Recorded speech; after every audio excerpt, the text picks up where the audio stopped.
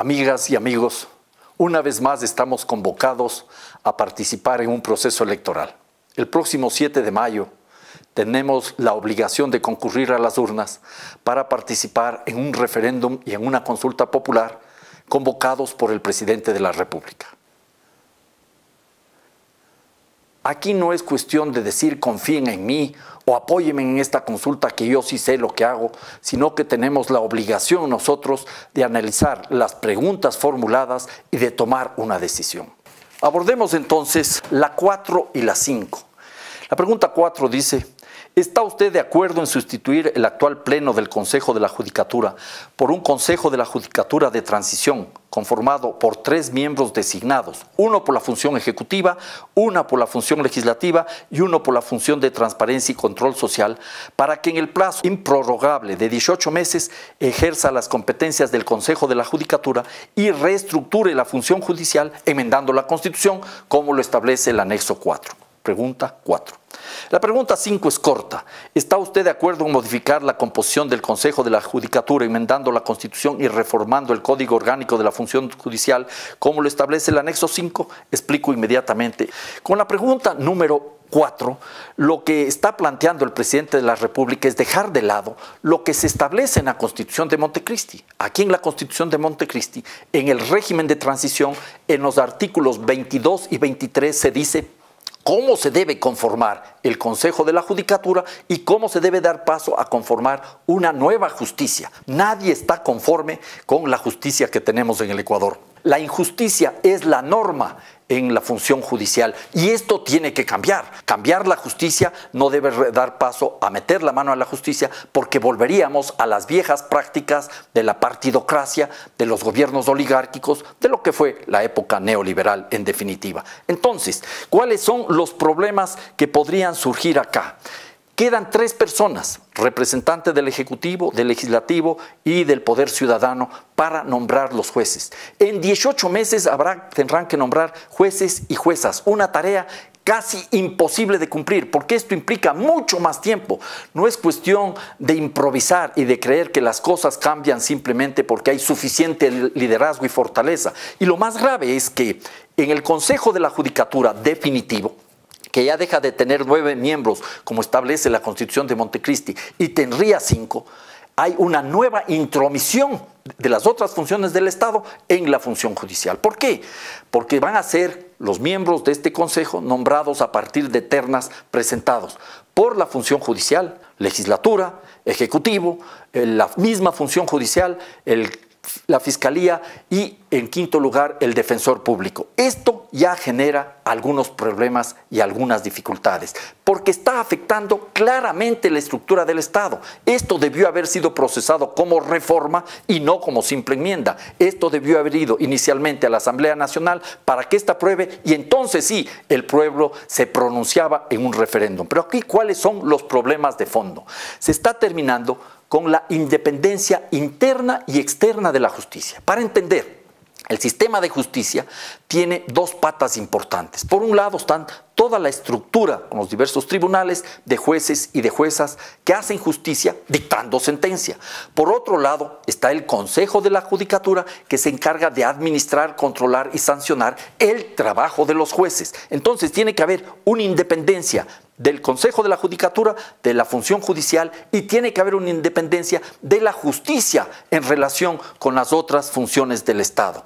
Y lo que está planteando el presidente de la República, no solo que afecta a la Constitución, que en su artículo 168, numeral 1, aprobado el 5 de mayo del año 2008, con 102 votos de los asambleístas presentes, estableció la independencia interna y externa de la justicia, sino que el presidente de la República, con esta propuesta, está traicionando los principios básicos de la Revolución Ciudadana. Aquí tengo un documento que es fundamental para entender lo que se está haciendo actualmente en el Ecuador, y es el Plan de Gobierno del Movimiento País 2007-2011, elaborado en el año 2006, en el cual participó activa y entusiastamente el entonces solo economista Rafael Correa, ahora presidente de la República. Y hay que se establece con claridad, me van a permitir que lea, son 2 líneas. Se establece que para superar la democracia formal y construir una democracia participativa, radical, incluyente, que respete y construya los derechos humanos, enfrentando y superando el corporativismo y la desinstitucionalización del Estado,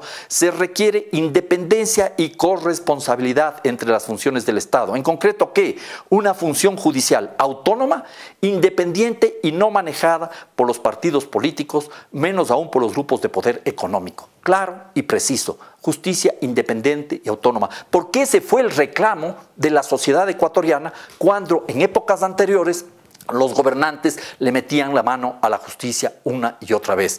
Y de paso, un dato curiosísimo para muchos de nosotros es constatar que no solo se está afectando la Constitución y los principios iniciales de la Revolución Ciudadana, sino que la independencia de la justicia fue ratificada en este documento, Principios y Programa de Alianza País, expedido en la primera Convención Nacional de Alianza País, aprobado el documento el 15 de noviembre del año 2010. Aquí se dice con claridad lo siguiente: concretar en el diario desempeño de la función judicial el cumplimiento de los principios de independencia política, autonomía administrativa, económica y financiera. Claro y preciso. La pregunta que nos hacemos, y no tengo una respuesta categórica, es ¿por qué ahora el presidente de la República, al igual que otros gobernantes, quiere meterle la mano a la justicia? Esto es grave para nosotros, ciudadanas y ciudadanos. ¿Por qué? Porque no vamos a tener una justicia realmente imparcial. Yo creo que casi nunca en nuestra historia hubo una justicia realmente imparcial. Y esto es lo que se quería cambiar con la Revolución Ciudadana, recogiendo la experiencia nacional y buscando propuestas propias. Y aquí anotaría entonces que esta decisión afecta la imparcialidad de los jueces. ¿Quién va a nombrar los 3 miembros del Consejo de Judicatura de la Transición? El presidente de la República en tanto ejecutivo, el presidente de la República en tanto director de Alianza País, que tiene mayoría en la Asamblea Nacional, y también de alguna manera Alianza País, que tiene una enorme influencia en el poder ciudadano. Entonces, en los próximos meses, en los próximos años, los jueces van a estar claramente influenciados, sea directa o indirectamente, por el presidente de la República. Y esto es gravísimo, no solo por lo que puede significar la pérdida de imparcialidad en los procesos judiciales, sino que de aquí a un tiempo, en 3 años, si el presidente es reelecto, en 7 años, vendrán los nuevos gobernantes y dirán: hay que acabar con las Cortes de Correa, hay que cambiar los jueces de Correa, y volveremos a empezar y no tendremos establecida una sólida institucionalidad de la función judicial. Además, con esta decisión se le está restringiendo atribuciones al quinto poder, al Consejo de Participación Ciudadana y Control Social. Es una afectación a otra función del Estado a la que se le restringe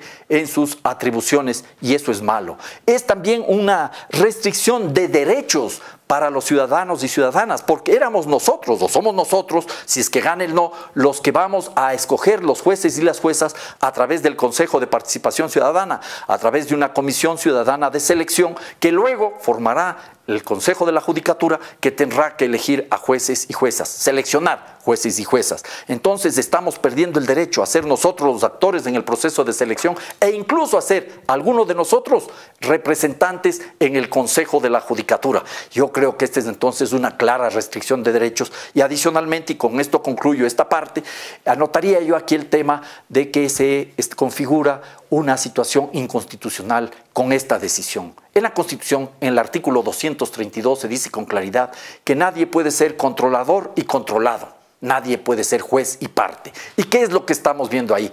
Que el presidente del nuevo Consejo de la Judicatura, si es que triunfa la pretensión del presidente Correa, será el representante del presidente de la Corte Nacional de Justicia, el gato de despensero, el gato cuidando que se funcione la justicia. Yo creo que esto es un grave error. Hay razones de fondo entonces para estas 2 preguntas, que son las medulares, las que realmente interesan al gobierno del presidente de la República, de decirle 1000 veces no.